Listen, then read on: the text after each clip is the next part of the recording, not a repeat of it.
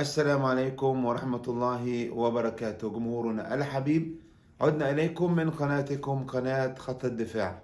نبدأ بخير الكلام، الصلاة والسلام على سيد الأنام.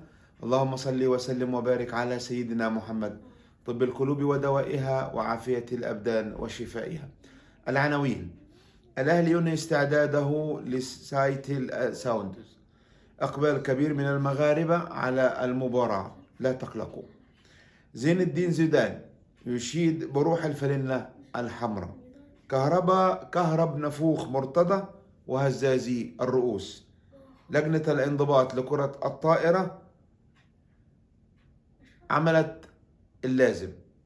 الزمالك مهدد بالطرد من الكاف، والوزير يكذب مرتضى وأخبار أخرى. التفاصيل: الأهلي ينهي تدريباته اليوم استعدادا لمباراة غدا مع فريق سايتل الأمريكي، والجميع جاهز بإذن الله. محمد الشناوي أعلن في المؤتمر الصحفي أن الفريق كامل جاهز لهذه المباراة، وأن الشباب كلهم اجتمعوا إن شاء الله على أن يسعدوا الجماهير، واجتمعوا أيضا على أن يفرحوا الجماهير، كما وعد لاعبي الفريق جميعا أن يبذلوا أقصى ما عندهم لإسعاد جماهير المغرب قبل جماهير الأهلي، التي تقف وراء الفريق بكل قوة وشجاعة وأمانة وحب، وشكرا لهم. طبعا الفريق ده تقريبا في فترة الإعداد عشان نبقى فرضه في الصورة، لكن الفريق ده قوي، عنده سرعات، عنده قوة بدنية، عنده تنظيم في الملعب، عنده حارس قوي جدا، عنده جناح سريع جدا. لكن إن شاء الله مستر كولر يكون شاف شرايط للفريق دون، واللعيبة شافت شرايط وشافت مباريات علشان يعرفوا بيلعبوا قدام مين، ومين الخطر فيهم، وفين نقاط الضعف، فين نقاط القوة، والأمور دي كلها.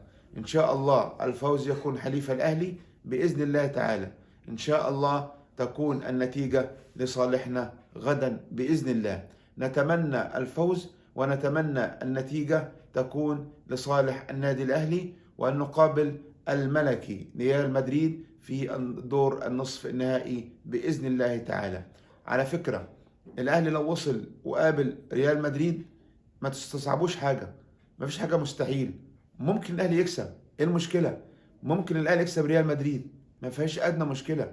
يا جماعة الكرة ما عادش فيها مستحيل، والشباب عندنا ما شاء الله يعني واقفين كويس، واقفين على رجليهم. ربنا يحميهم إن شاء الله ويكملوا البطولة على خير بإذن الله تعالى. الأهلي هو النادي العربي الوحيد الذي يلعب من أجل إسعاد جماهير العرب وجماهير الأهلي، جماهير العرب عامة وجماهير الأهلي خاصة وجماهير مصر. وإن شاء الله الأهلي يكون قد الموقف. كولر شغال صح، كولر بيشد في التمرين، كولر بينظم في التدريب، كولر بيشتغل، المجموعة كلها بتشتغل وبتتدرب، كل أعضاء البعثة، لأن طبعا البعثة من الفريق يعني. دلوقتي كولر هيخلص الكاس العالم، عنده معمعة في الدوري، مباريات متلاحمة ورا بعضيها، عنده تصفيات افريقيا، عنده مباريات مهمة جدا في الكاس، عنده فاللعيبة كلها لازم تكون جاهزة، وما ينفعش حد يريح، وما ينفعش حد ينام في التمرين، وما ينفعش حد يكسل، كله بيشتغل كأنه هو اللي هيلعب المباراة. كل التوفيق لمستر كولر، كل التوفيق للاعبينا، كل التوفيق لنادينا الحبيب إن شاء الله. إقبال كبير من جماهير طنجة، لا تقلقوا. المغاربة بإذن الله بعد الله سبحانه وتعالى وراء الأهلي، وسيقفون وقفة العروبة مع إخوانهم الأهلوية. طبعا طنجة في مباراة للوداد والهلال قوية قبل مباراة الأهلي، لكن طنجة مدينة بعيدة عن المباراة، وبيهمهم ان هم يشوفوا المباراة، هيشوفوها، واكيد الاستاد هيكون فيه جمهور كويس. والاخبار بتقول من المغرب انه تقريبا حوالي عن 70% من سعة الاستاد خلاص من التذاكر سوري بيعت بالفعل. فان شاء الله يعني على الاقل هيكون في 30,000 40,000 متفرج وراء الاهلي باذن الله. إدارة الأهلي ممثلة في بيبو ومستر كولر ولاعبين الفريق والدكتور سيد عبد الحفيظ قدموا الشكر لجمهور المغرب عامة وإلى جمهور طنجة خاصة بإذن الله تعالى. زين الدين زيدان يشيد بروح لاعبي الأهلي ويقول أنه الآن عرف معنى روح الفانلة الحمراء. قال فريق الأهلي فريق منظم، فريق عنده تكتيك في الملعب، فريق عنده سرعات، فريق عنده فنيات في الملعب، وعنده لاعبين مهارة ما شاء الله. طيب كهربا عمل كهربا في نفوخ مرتضى منصور وفي قناة البليلة. من ساعة ما كهربا رجع ولعب قدام سموحة وقناة الزمالك بقت راسها تحت ورجليها فوق. النهاردة كانت في جلسة استماع لمحمود كهربا. طبعا لا مش النهاردة، امبارح تقريبا كان في جلسة استماع لمحمود كهربا في الفيفا. طبعا اللي حصل ان المحامي بتاع كهربا محامي شاطر. المحامي راح للفيفا، اول حاجة ابدأ استعداده لدفع الغرامة واكد ان احنا مستعدين لدفع الغرامة. تاني حاجة ادى الفيفا رقم برجل المحكمة، خلى المحكمة مش عارفة تاخد قرار. قال لهم انا هدفع نص مليون كاش، نص مليون دولار. تالت حاجة قال لك احنا دفعنا فلوس دلوقتي لان اللاعب بدأ يلعب، فبدأ ياخد مستحقات وبدأ ياخد راتب من النادي اللي هو بيلعب فيه، وده اللي خلانا نقدم الفلوس اللي موجودة معانا كاش دلوقتي. رابع حاجة قال لك لا يحق للزمالك ان يشتكي في انه يوقف اللاعب حاليا في الوقت الحالي من اجل عدم دفع الفلوس.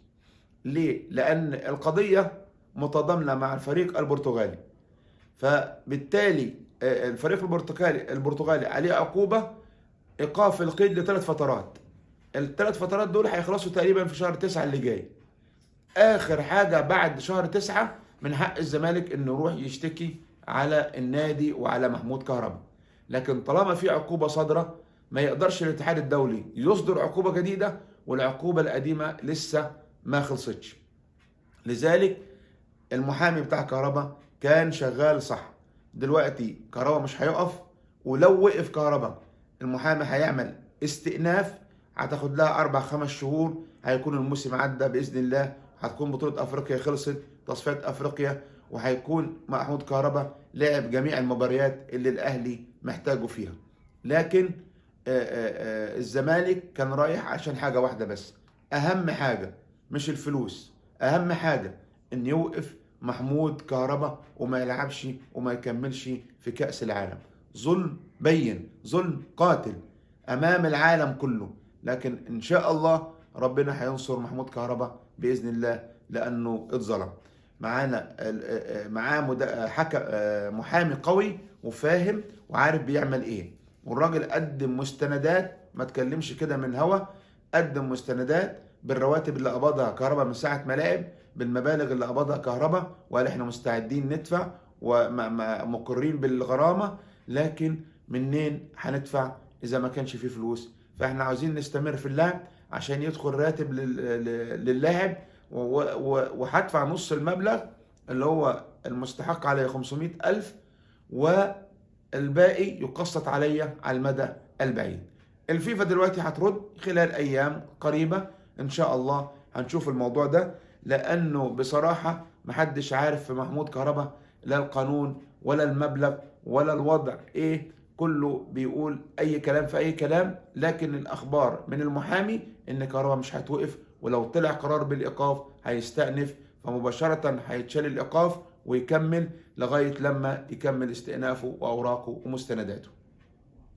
لجنة الانضباط في الكرة الطائرة ضبطت هناء حمزة ومريم مصطفى. طبعا اللجنة أصدرت قرارها النهائي بأن دعاء محمد لاعبة الزمالك تلعب من بكرة مع الأهلي، ومريم مصطفى توقف من اللعب مع نادي الزمالك حتى تدفع 3 مليون جنيه شرط الجزائي في العقد.